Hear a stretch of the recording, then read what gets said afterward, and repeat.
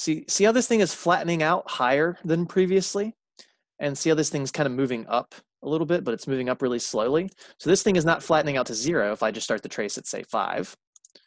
We're at 3.12, and as I move right, we get to 3.2, 3.3, 3.4, 3.5. Let me just make this window, let me make the x maximum, say, 40.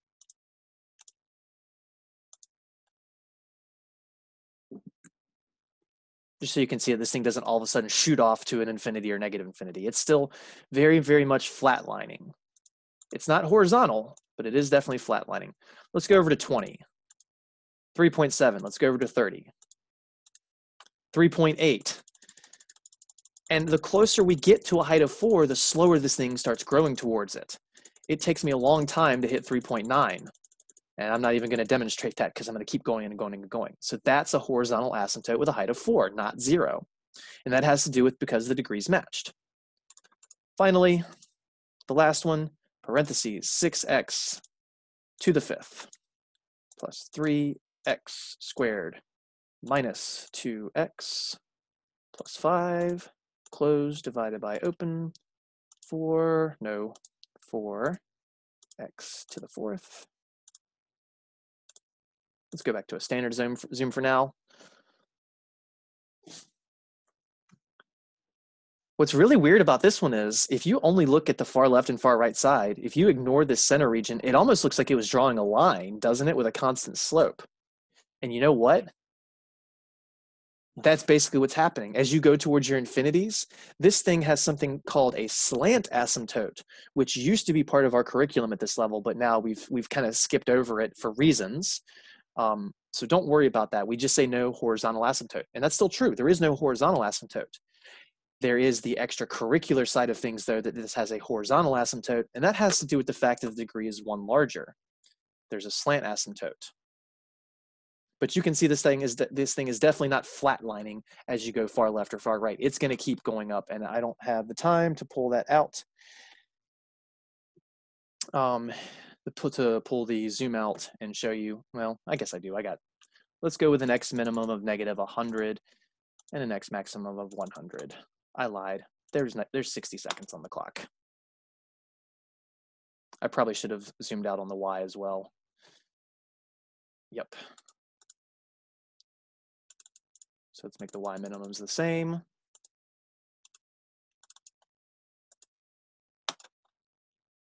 Final thing we'll do for the day. And you can't even see the weird stuff going on in the middle now because we've pulled back so far. It just looks like a line. This is not a line. This is not a line. This is not a line. We've just zoomed back so much. How to manipulate viewing rectangles. I was in window. So you can go watch the replay on what I was doing specifically, but the window button, you can manually input the numbers, or you can go to zoom and then just zoom in or out. So if I go to zoom and hit zoom in and enter, you have to hit enter one more time to kind of say where, and now I'm a little closer. That's all. Google is also your friend if that was too quick. So that finishes what I will test on for 3.5. I am not going to take out the homework problems for the graphing of 3.5. I still want to leave them in there. I will not count them as part of your official grade. I will only grade the asymptote questions. Okay, the percent that you'll see won't be reflected on that. Again, I'll have my own little gradebook change, just like I have for lots of things like your extra credit, like the 10-point boost on the homeworks. So you won't see that, but I promise that I will not count the graphs as grading. I won't throw anything on test 3. I won't throw anything on test. Google isn't accredited. I appreciate that. So again, I won't test on it, but I'd still like you to at least see the exercises because if we had time, I would have covered it. I'm going to put this up here for just a screen grab so it's in the video, but these are the instructions for graphing irrational. Oh, look, symmetry might be helpful. No surprise, we've talked about that before. Finding intercepts, we did that for graphing quadratics and for graphing polynomials. Now the only thing extra you have to do is your vertical and horizontal asymptote, surprise, surprise, and then you'd plot some extra points as needed, and very often you do need additional points for this. But it's basically do the asymptotes, do the intercepts, and then extra points as needed to make the shapes that we're used to seeing. I believe that these are multiple choice, so I would really like you to try them, but again, I won't test on it. I will be fair. There is still one more section to cover from this chapter, 3.7. We'll be able to knock this out very quickly next class, and then we'll go ahead and dive into chapter 4 as well. So like I said, I should have your review for chapter 3 prepared sometime Tuesday. I'm not going to say exactly when. I'm going to try and finish it Monday so it's ready Tuesday morning, but I'm building a course with another instructor right now for a new thing in the fall. So I have to prioritize that this weekend. So I'm hoping to have our review ready by Monday because I'm building a brand new review given, you know, I'm changing a lot of material. Everything I'm doing this semester is brand new since we've started.